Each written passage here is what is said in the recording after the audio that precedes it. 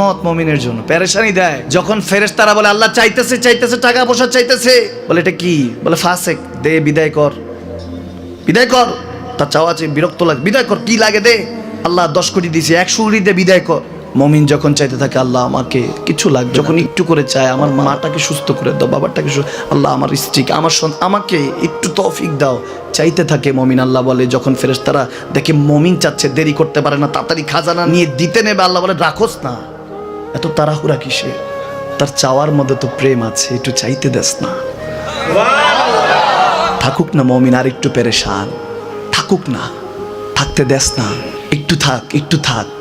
পেরেশানিতে রেখে আল্লাহ মজা নেয়, মহব্বত নেয়, মুমিনের অন্তর থেকে খুশবু নেয়, আল্লাহর বড় মায়া। মুমিন যখন চায় আল্লাহ তখন মায়ার নজর নিয়ে তাকায়, হায় হায় আমার বান্দা, সুবহানাল্লাহ।